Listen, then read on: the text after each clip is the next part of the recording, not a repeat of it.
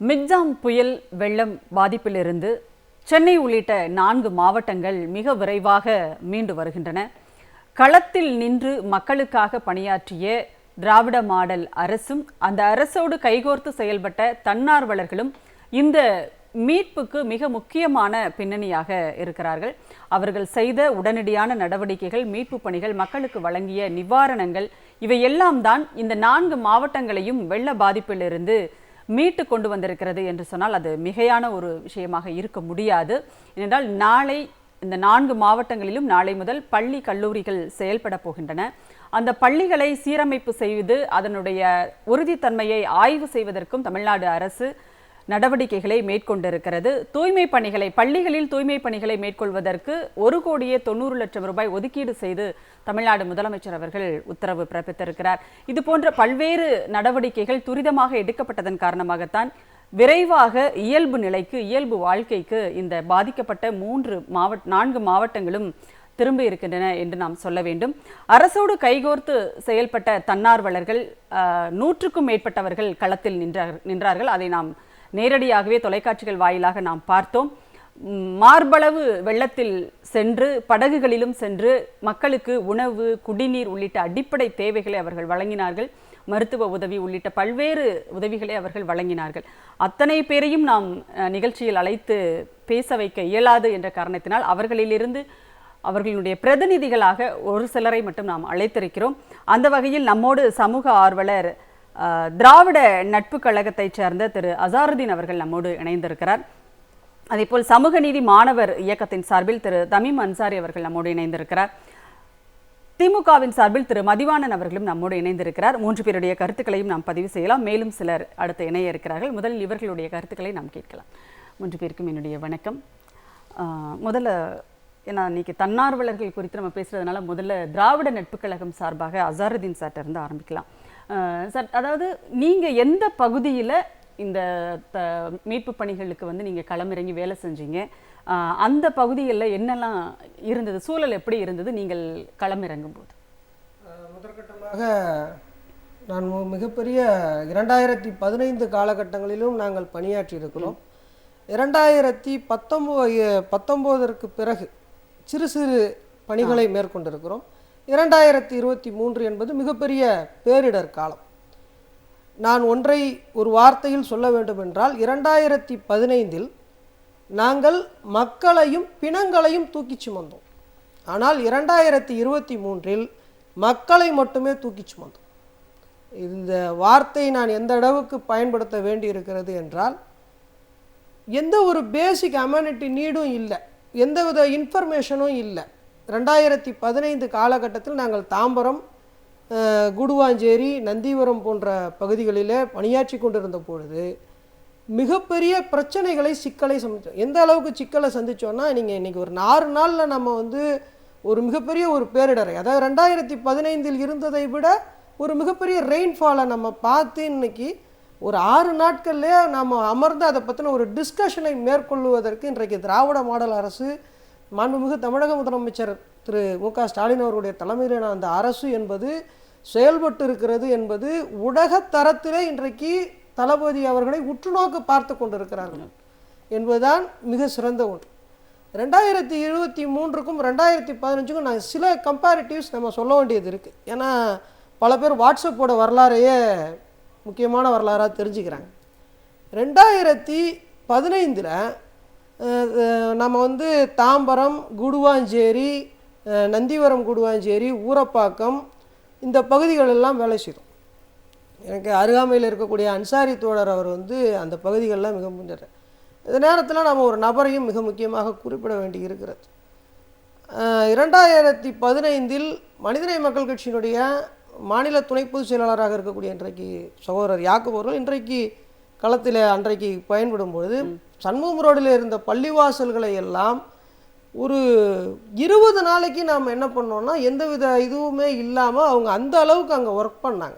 ரெண்டாவது, அந்த டிசாஸ்டர் எப்படி இருந்ததுன்னா, மக்களை வெளியே கொண்டு வர்றதுக்கு தேங்கிய நீரில் இறங்கி வேலை செய்தார்கள். ஆனால் இன்றைக்கி ஓடும் நீரில் வேலை செய்கிறார்கள். நிறைய பேர் என்ன பண்ணுறாங்கன்னா, என்ன ஒர்க்கு நடந்ததுன்னு கேட்ட, தண்ணி வந்து ஓடுச்சு, அன்னைக்கு தண்ணி நின்றுச்சு. அந்த அடிப்படையில் பார்க்கும் பொழுது இன்றைக்கு 6 நாட்களில் நான் சொன்னதை போன்ற மிக அமைதியாக உட்கார்ந்து என்னென்ன வேலை செய்தோம் என்பதை பட்டியலிட முடிகிறது. ரெண்டாவது 2015 பேசிக் நீடு வெளியிலிருந்து தான் வர வேண்டியது இருந்தது. இன்னைக்கு மக்கள் வந்து குடியிருப்பு பகுதிகளில் இருந்து ஒரு நாள் 2 நாளில் போய் மார்க்கெட் பகுதிகளில் தங்களுக்கு தேவையான பொருட்களை வாங்கி கொள்ளக்கூடிய ஒரு சூழலை ஏற்படுத்தி இருக்கிறது இன்றைக்கு திராவிட மாடல் அரசு. அந்த வகையில் மாண்புமிகு முதலமைச்சர் அவர்களுக்கு நாங்கள் எல்லாம் நன்றி கடன் பட்டிருக்கிறோம். அதற்கு பிறகு தன்னார்வலராக நாங்கள் அனுபவித்த ஒரு விஷயம் என்ன என்றால், அன்றைக்கு 2015 இருந்த அரசு கட்டமைப்பு என்ன அளவுக்கு இருந்தது அப்படின்னா, அவங்க எங்களுக்கு வர வேண்டிய பேசிக் நீட்ஸையும் அமெனிட்டியும் எங்ககிட்ட கொண்டு வந்து கொடுக்கல, எங்களை ஒர்க் பண்ணவே விடலை. அதுதான் பெரிய பிரச்சனை. ஆனால் இன்றைக்கு முதலமைச்சராக இருந்தாலும் மாண்புமிகு அமைச்சர் பெருமக்களாக இருந்தாலும் சட்டமன்ற உறுப்பினர்களாக இருந்தாலும் அவர்கள் எல்லாம் என்ன பண்ணாங்கன்னா எங்களோடு கைகோர்த்து நின்று வேலை பார்த்தார்கள். நீங்கள் இன்றைக்கி டிவியில் நிறைய பார்க்கலாம், மேயர்களே களப்பணியாளர்களாக இறங்கி வேலை செய்தார்கள். உண்மையிலே மிகப்பெரிய எங்களுக்கு இவர்களையும் சேர்த்து வேலை செய்ததான், வெறும் தன்னார்வலர்கள் மட்டும் வேலை செய்தோம் என்று சொல்லிவிட முடியாது. எங்களுக்கு அரசு முழு சுதந்திரம் அளித்து எங்களை அங்கீகரித்தார்கள். அந்த வகையில் இந்த பேரிடரிலிருந்து மிகப்பெரிய அளவுக்கு மாற்றத்தை ஏற்படுத்த முடியும். கண்டிப்பாக நன்றி. நம்ம இன்னும் தொடர்ந்து பேசலாம். தமீம் அன்சாரி, நீங்கள் எப்படி, அதாவது ஒரு மாணவர் இயக்கம் சார்பாக நீங்கள் என்னென்ன மாதிரியான வேலைகள் எல்லாம் அங்கே மேற்கொண்டு? நாங்கள் தாம்பரத்தில் இருக்கக்கூடிய முடிச்சு ரோட் பகுதியில் வந்து பார்த்திங்கன்னா தண்ணி புயலுக்கு அப்புறம் வந்து அதிகமான தண்ணி செம்பரம்பாக்கம் ஏரி திறந்து விட்டதுக்கப்புறம் அங்கே வந்து தண்ணிகள் வந்து அதிகமாக வர ஆரம்பித்தோன்னே நம்ம என்ன பண்ணோம், நம்ம ஏற்கனவே 2015 வந்து அந்த பெருமெல்லம் ஏற்பட்ட போது போட்டுகளை கோவளத்திலிருந்து போட்டுகளையும் எங்கள் அமைப்பை சார்ந்த தமுமுக அமைப்பை சார்ந்த மீனவர்களையும் என்ன பண்ணோம், 2015 வெள்ளத்தில் வந்து முடிச்சு ரோட்டில் எல்லாருமே வந்து பார்த்திங்கன்னா 2 வீலர் 4 வீலர் போய் பார்த்துருப்பாங்க. நம்ம தான் என்ன பண்ணுறோம், போட்டை இறக்கி 4 போட்டுகளை இறக்கி வேலை பார்க்குறோம். அதே மாதிரியே இந்த வெள்ளத்துலையும் என்ன பண்ணுறோம்னா அதே மாதிரி 4 போட்டுகளை இறக்கி அந்த மக்களை வந்து மீட்கிறோம். மக்களை மீட்கும் போது 2015 வந்து அசரனை சொன்ன மாதிரி அப்போது அந்த அரசுக்கும் அந்த அரசினுடைய சட்டமன்ற அமைச்சர்களுக்கும் உண்டான தொடர்பு வந்து பார்த்திங்கன்னா நீளமானது. இங்கே நாங்கள் அந்த புயலுக்கு மறுநாளே வந்து களத்துக்கு வந்துட்டோம். எங்களோட களத்தில் வந்து இணைந்து மேயர் வந்துட்டாங்க. தாம்பரத்தினுடைய மேயர் வசந்தகுமாரி என்ன பண்றாங்க, எங்களோட வந்துட்டாங்க. அவங்களும் ஒரு போட் எடுத்துட்டு வந்துட்டாங்க, எங்களோட களமாடுறாங்க. அவங்க வந்து என்ன பண்றாங்க, பொருட்களை பால் எடுத்துட்டு வந்து கொடுக்குறாங்க, பால் எடுத்துட்டு போய் கொடுங்கன்றாங்க. அரசினுடைய பொருட்கள் வந்து எங்களுக்கு வந்துருச்சு. மிகப்பெரிய ஒரு ஆச்சரியமா இருந்தது என்னன்னா, அரசினுடைய பொருட்கள் வாட்டர் பாட்டில், பேசிக் நீட் அந்த மக்களுக்கு வந்து பாத்தீங்கன்னா தண்ணி தான் அன்னைக்கு தேவையான மிகப்பெரிய உயிர் வாழ்றதுக்கு தேவையான பொருள் வந்து தண்ணி. அந்த தண்ணி எடுத்துட்டு மேயர் வந்துட்டாங்க, பால் பாக்கெட் எடுத்துட்டு வந்துட்டாங்க, ரஸ்க் எடுத்துட்டு வந்துட்டாங்க, எல்லாத்தையுமே எடுத்துட்டு வந்துட்டாங்க. எங்களோட போட்ல ஏறிட்டாங்க. நாங்கள் முதல்ல படிப்படியாக என்ன பண்ணுறோம், குழந்தைங்களும் இதுலேயும் மீட்கும் போது என்ன பண்ணுறாங்க, 4-5 மணிக்கு மேயர் எங்களோட ஏறிட்டாங்க. மேயர் ஏறி என்ன பண்ணுறாங்கன்னா அதாவது வந்து பார்த்திங்கன்னா கரையிலேருந்து வேலை பார்க்குறது ஓகே. எங்கள் குட்வில் நகர்னு ஒரு ஏரியா வந்து பார்த்திங்கன்னா அது வந்து ஒரு 3 கிலோமீட்டர் தாண்டி என்ன பண்ணுறாங்க, அவங்க ஒரு பெண் மேயர் என்ன பண்ணுறாங்க, எங்களோட ஏறி பயணித்து நான் ஒரு சுற்றி இருக்கக்கூடிய எல்லா வீடுகளுக்குமே அப்பார்ட்மெண்ட்டுக்கு என்ன பண்ணுறாங்க, குரல் கொடுக்குறாங்க. இந்த மாதிரி பால் பாக்கெட் எடுத்துகிட்டு வந்திருக்கேன், வாங்க மேலேருந்து என்ன பண்ணுங்க, பக்கெட்டை போடுங்க, நான் இருந்து போட்டு அமுச்சு விட்றேன்னு பக்கெட்டை போடுங்கன்னு சொல்கிறாங்க. சொல்லி என்ன பண்ணுறாங்கன்னா அந்த இடத்துல மட்டுமே நாங்கள் போட் அப்போதைக்கு லாஸ்ட்டாக போனது. ஏன்னா இருட்டினதுக்கப்புறம் போட் போக முடியாது. கிட்டத்தட்ட நாங்கள் அங்கே உள்ள மக்களுக்கு பொருட்களை கொடுத்துட்டு வர்றதுக்கே 8 மணி ஆயிடுச்சு. கிட்டத்தட்ட 4 மணி நேரம் ஒர்க்கில் 500 குடும்பத்துக்கு மேலே நம்ம என்ன பண்ணியிருக்கோம், மேயரோடு இணைந்து வந்து என்ன பண்ணியிருக்கோம், பால் பாக்கெட் அவங்களுக்கு தேவையான பொருட்கள் எல்லாத்தையுமே நம்ம கொடுத்துருக்கோம்.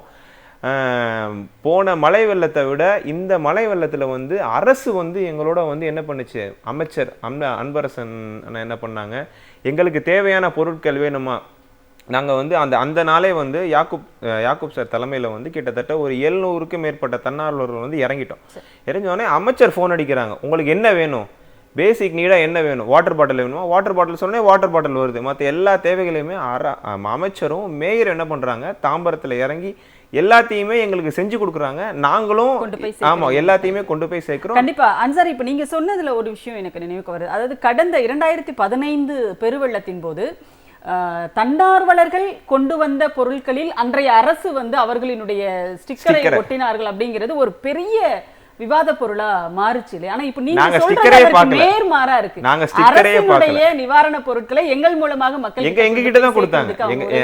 எங்க கிட்ட தான் கொடுத்தாங்க. அவங்களும் சேர்ந்து பயணிச்சாங்க. போன வாட்டி வந்து முதலமைச்சருடைய படத்தை பார்க்கல, ஸ்டிக்கரை பார்க்கல, எந்த விதமான ஸ்டிக்கர் அடிக்கிறதுக்குலாம் அவங்களுக்கு நேரம் இருந்தது போல. நேரம் கூட இல்லாம ரெக்கவர் பண்ணி 4 நாள்ல மறுநாளே கரண்ட் வந்துருச்சு, இயல்பு வாழ்க்கைக்கு திரும்பிருச்சு. தென் மாவட்டங்கள்ல இருந்து 1000க்கு மேற்பட்ட மோட்டார் வைத்த டிராக்டர்கள் வந்து எல்லா தண்ணியும் எடுத்துருச்சு, சாலைகள் இயங்க ஆரம்பிச்சிருச்சு. சொன்ன மாதிரி பள்ளிக்கூடங்கள் திங்கக்கிழமையில இருந்து இயங்கும் போது மிகப்பெரிய ஒரு பெருவெள்ளம், 2015 விட மிகப்பெரிய ஒரு பெருவெள்ளம். 5 நாட்கள்ல பள்ளிக்கூடம் இயங்குறது எவ்வளவு பெரிய விஷயம். கண்டிப்பா கண்டிப்பா. அரசு ஒரு 20 நாட்கள் வரை வெள்ளம் வடியாமல் இருந்த பகுதிகள் எல்லாம் பெரும்பான்மையா கரண்ட் இல்ல, பேசிக் நீட் கரண்ட் கிடையாது. நம்மோடு இந்த அமர்வில் இருந்து சமூக ஆர்வலர் கிருத்திகா தரன் அவர்கள் இணைந்திருக்கிறார். அதே போல் தன்னார்வலர் திரு பக்தவச்சலம் அவர்களும் ஓசூரிலிருந்து நம்மோடு இணைந்திருக்கிறார். அவர்களுடைய கருத்துக்களையும் நாம் பதிவு செய்வோம். அவர்களை வரவேற்று நாம் நிகழ்ச்சியை தொடரலாம். 2 பேருக்கும் என்னுடைய வணக்கம். வணக்கம் சார். அப்படி இணைப்பில் இருங்க சார். நான் அடுத்ததான் நான் உங்ககிட்ட வரேன். மதிவாணன் சார்கிட்ட கேட்டுட்டு, மதிவாணன் சார், நீங்கள் இப்போ தன்னார்வலர்களினுடைய பங்களிப்பு அப்படிங்கிறது, அரசு வந்து உடனடியாக அத்தனை அமைச்சர்களையும் வந்து களமிறக்கியது. சட்டமன்ற உறுப்பினர்கள், நாடாளுமன்ற உறுப்பினர்கள், இன்னும் சொல்லப்போனால் திமுகவினுடைய அத்தனை மாவட்ட செயலாளர்கள்ட்ட அனைவருமே வந்து களத்தில் இறங்கி வேலை செய்தார்கள். அவர்களோடு தன்னார்வலர்களும் கைகோர்த்து இந்த பேரிடரை எதிர்கொண்ட விதம் அப்படின்றத பற்றின உங்களுடைய பார்வை சுருக்கம். அனைவருக்கும் வணக்கம். அதாவது ஒரு தலைவர் எப்படி இருக்கணுன்றதுக்கு இந்த நாட்டுக்கு உதாரணமாக தளபதி அவர்கள் இருக்கார். ஏன் சொல்கிறோம்னா, ஒரு மழை வரப்போகுது அப்படின்னு சொல்லிட்டு இந்திய வானிலை மையம் சொல்கிறாங்க. சொன்ன உடனே அடுத்த நிமிஷமே, அதாவது அடுத்த நாள் ஆட்சித்தலைவர்களோட ஒரு கூட்டம் போடுறாரு. அதுக்கு அடுத்த நாள் போய் பார்த்துட்டிங்கன்னா பேரிடர் மையத்தை போய் நேரடியாக பார்வையிடுறாரு. அதுக்கு அடுத்த நாள் உடனடியாக அதிகாரிகளை வந்து களை இறக்குறாரு. உடனடியாக அமைச்சர்களை வந்து பொறுப்பாளர்களாக நியமிக்கிறாரு. அவர் களத்தில் இருக்கார். இப்போது கொஞ்சம் திரும்பி 2015 பார்த்தோம்னா, தமிழ்நாடுடைய சிஏஜி அறிக்கையில் இருக்குது, செம்பரம்பாக்கம் தண்ணியை ஏன் திறந்து விட்டீங்கன்னு கேட்டால் முதலமைச்சரை தொடர்பு கொள்ள முடியல, மனித தவறுன்ற வார்த்தை இருக்குது. அப்போ மனித தவறுன்றது யாருன்னா அம்மையார் அவர்கள். அன்னைக்கு அம்மையார் அவர்கள் அப்படி இருந்தாங்க. அதோட பாதிப்பு எத்தனை இப்படி இருந்ததுன்னா, சென்னையில் இருக்க மேக்சிமம் எல்லாருக்குமே தெரியும், குறைஞ்சபட்சம் 18 நாள்லேருந்து 20 நாள் வரைக்கும் நம்ம அதோட பாதிப்பை அனுபவிச்சிருக்கோம். உதாரணத்துக்கு விமான நிலையமே வந்து 5 நாளுக்கு மேலே க்ளோஸில் இருந்தது. அன்னைக்கு ட்ரெயின் கேட்கவே தேவையில்ல, 11 நாள் அன்றைக்கி ஷட் டவுனில் இருந்தது. ஆனால் இன்றைக்கி பார்த்தீங்கன்னா எனக்கு தெரிஞ்ச வரைக்கும் ஒரு நாள் மட்டும்தான் இதுவாக இருந்தது. அதாவது மறுநாள் 83% வந்து மின்சாரம் வழங்கப்பட்டு விட்டு. அதே மாதிரி ஏர்போர்ட்டு ஒரே நாளில் இயங்குது, ட்ரெயின் 3 நாளில் இயங்குது. இப்படி எல்லா வகையிலையுமே வந்து இந்த பேரிடரை, அதாவது ஏன் இதை பேரிடர்னு சொல்கிறோம்னா, 2015ஓட ஒப்பிடும்போது இது அதை விட 3 மடங்கு மழை. அன்னைக்கு வந்து 343 மில்லிமீட்டர் ஒரு பருவ காலத்துக்கு பெய்ய வேண்டிய மழையை அதே 334 மில்லிமீட்டர் ஒரே நாளில் பெய்யுது வாட்டி. அவர்கள் குறிப்பிட்டது போல அது வந்து செயற்கையாக ஏற்படுத்தப்பட்ட ஒரு வெள்ளம். அது இது வந்து இயற்கையாக. ஆமா, இன்னைக்கு இது இயற்கையா ஒரு வெள்ளம் வரும்போது அதை எப்படி சமாளிக்கிறாங்கன்னு ஒரு விஷயம் இருக்குல்ல, அது மிகப்பெரிய ஒரு உதாரணம் இருக்கு.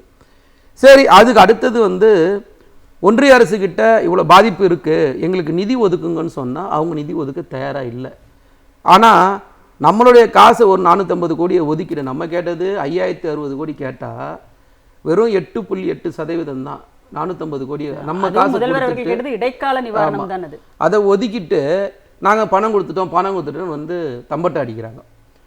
சரி, இதுக்காக நம்ம மக்களை விட்டுற முடியுமான்னு இந்த இடத்துல தளபதிக்கு நான் நன்றி சொல்லணும். ஏன்னா உடனடியாக அவர் அறிவிக்கிறாரு, பாதிக்கப்பட்ட அனைத்து மக்களுக்கும் 6000 ரூபாய் பணம் கொடுக்குறோம், உடனடியாக வழங்கப்படும், அதுவும் ரொக்கமாகவே வழங்கப்படும்.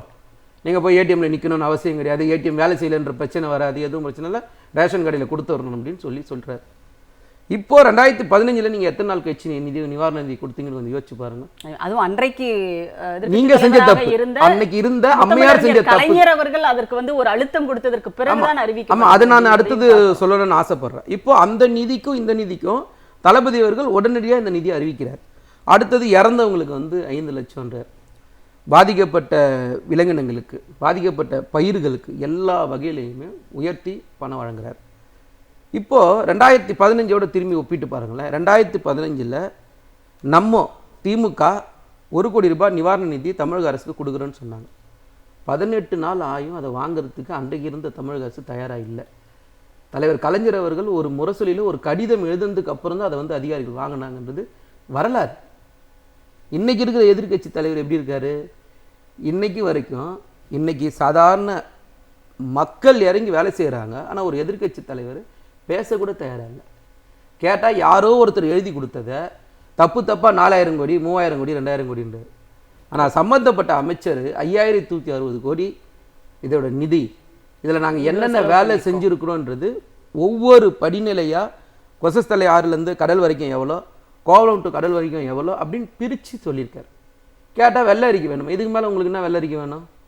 சரி, அடுத்தது போவோமா? 2011 21 ஆட்சி 10 வருஷம் யார் இருந்தது? நீங்கள் தான் இருந்தீங்க. ஒரு 11 பட்ஜெட் போட்டிருக்கீங்க. 11 பட்ஜெட்டில் ஒரு 21,000 கோடி நிதி ஒதுக்கியிருக்கீங்க. இந்த 21,000 கோடி நிதியை நீங்கள் ஒழுங்காக செலவு பண்ணியிருந்தா இன்றைக்கி இந்த பிரச்சனை வந்திருக்குமா? 2.5 வருஷம் இருந்து எங்களை இத்தனை கேள்வி கேட்குறேன். நீங்கள் 10 வருஷம் ஆட்சி செஞ்சது யார்? சரி, 10 வருஷம் ஆட்சி செய்யுங்க, ஒழுங்காக செஞ்சீங்களா? இல்லை. இதே எடப்பாடி பழனிசாமி அன்னைக்கு மழை வரும்போது 2017 எங்கள் ஏரியாவில் கரண்ட் அவசரமாக திறந்து விட்டு பாவனா யுவஸ்ரீன்னு 2 குழந்தைங்க கரண்ட்டில் அடிபட்டு இறந்தாங்க. சாதாரண மழைக்கு நான் சொல்கிறது. இன்னைக்கு 343 மில்லிமீட்டர் பெஞ்ச மழைக்கு அன்னைக்கு எவ்வளோ பேர் இறக்குறாங்க? 300 பேர் இறக்குறாங்க. இன்றைக்கி எத்தனை பேர்? வெறும் 18 பேர் தான். அதுவும் வந்து இயற்கை பேரிடரால தான். உங்களை மாதிரி நான் வந்து செயற்கையாக இல்லை. ஸோ எல்லா வகையிலையும் ஒரு முதலமைச்சர் மக்களை தாயுள்ளத்தோடு செயல்பட்டு மக்களை காப்பாற்றுற ஒரு இடம் இருக்குல்ல, அது எவ்வளோ பெரிய முக்கியமான விஷயம். இன்னொரு விஷயம் ஒன்று சொல்லணும்னு ஆசைப்படுறது என்னென்னா, இந்த நிவாரண நிதி கூட பார்த்தீங்கன்னா தலைவரோட முயற்சியாக தான் வழங்கப்படுது. இப்போ உதாரணத்துக்கு நம்ம 5060 கோடி கேட்டால் அவங்க 450 கோடி கொடுக்குறாங்க. நான் இதே ஒன்றிய பாஜக அரசு என்ன கேட்குறேன்னா, நீங்கள் உத்தரப்பிரதேசத்துக்கு எவ்வளோ கொடுக்குறீங்க? 16,000 கோடி கொடுக்குறீங்க. மத்திய பிரதேசத்துக்கு 11,000 கோடி கொடுக்குறீங்க. குஜராத்துக்கு 14,000 கோடி கொடுக்குறீங்க. 14,000 கோடி 11,000 கோடி 16,000 கோடி எங்கே இருக்குது? 450 கோடி எங்கே இருக்குது?